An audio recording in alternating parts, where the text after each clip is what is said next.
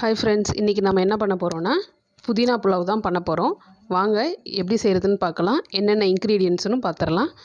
அதுக்கு ஃபஸ்ட்டு ஒரு பெரிய சைஸ் பெரிய வெங்காயம் இந்த மாதிரி ஸ்லைஸாக கட் பண்ணி வச்சுக்கோங்க.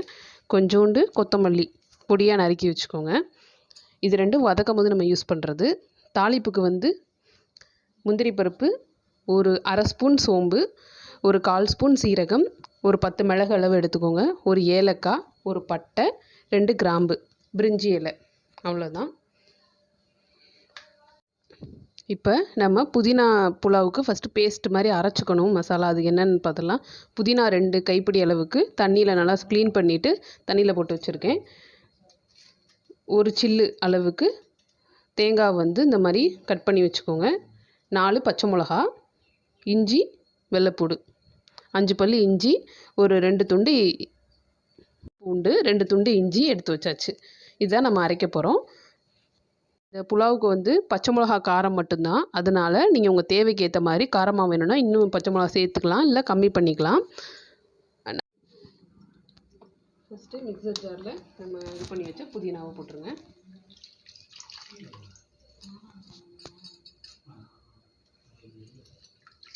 நாலு பெரிய பச்சை மிளகா.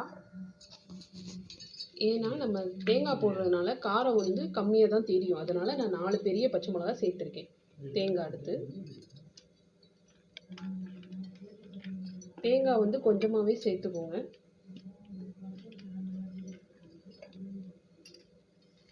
அடுத்து பூண்டு, இஞ்சி 2 துண்டு. இப்போ நம்ம இதை நல்லா ஃபைன் பேஸ்ட்டாக அரைச்சிட்டு வந்துடலாம். இப்போ எண்ணெய் நல்லா காஞ்சிருச்சு. இப்போ நம்ம இந்த ஸ்பைசஸ்லாம் உள்ளே போட்டுடலாம்.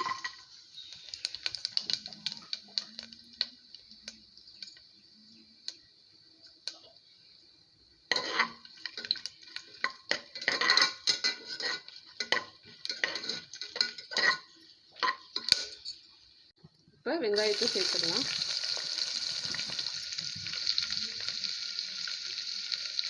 வெங்காயம் நல்லா வதங்கணும். நல்ல ப்ரௌன் கலர் வர வரைக்கும் வதக்குங்க.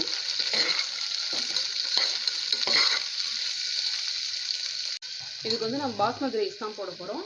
1 டம்ளர் அளவுக்கு பாஸ்மதி ரைஸ் இதில் 1 டம்ளர் அளவுக்கு பாஸ்மதி ரைஸ் எடுத்திருக்கேன். வதங்கிடுச்சு. இப்போ நம்ம இது அரைச்சி வச்ச பேஸ்ட்டு, புதினா பேஸ்ட்டு உள்ளே போட்டுடலாம். இப்போ இந்த பேஸ்ட்டை போட்டு நல்லா வதக்கிடலாம். இதோட ராஸ்மல் போகிற வரைக்கும் கொஞ்சம் லைட்டாக வதக்கி விட்ருங்க. இப்போ நம்ம அரிசி எடுத்த அதே டம்ளரில் 1.5 டம்ளர் தண்ணி ஊற்றிக்கலாம். அந்த மிக்சர் ஜார் அரைச்சோன்னா அதை அப்படியே கழுவி ஊற்றிக்கோங்க. அந்த தண்ணியை 1 டம்ளர், இன்னொரு 1/2 டம்ளர், அவ்வளோதான். எப்போவுமே பாஸ்மதி ரைஸ்க்கு 1க்கு 1.5 தான் தண்ணி ஊற்றணும். அதே மாதிரி அளவாக வச்சுக்கோங்க, இல்லைன்னா குழஞ்சிரும். அதே மாதிரி ரொம்ப நேரமாக அரிசியை ஊற வைக்கக்கூடாது. பாஸ்மதி அரிசினால 5 நிமிஷம் ஊறினாலே போதும். அப்படியே அரிசி உடையாமல் கிளறி விடுங்க மெதுவாக. 1 ஸ்பூன் நெய் சேர்த்துக்கோங்க.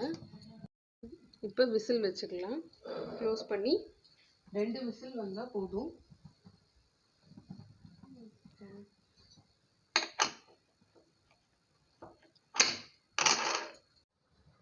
பாருங்கள், சூப்பராக ரெடி ஆயிடுச்சு புதினா புலாவ். அதுக்கு சைட் டிஷ் கத்திரிக்காய் தொக்கு. இந்த கத்திரிக்காய் தொக்கு வீடியோவும் நாங்கள் அப்லோட் பண்ணுறோம், பாருங்கள். இதுக்கு ஆம்லேட்டு, அப்பளம். ஆனியன் ரைத்தா பண்ணலை, வீட்டில் சாப்பிட மாட்டாங்க.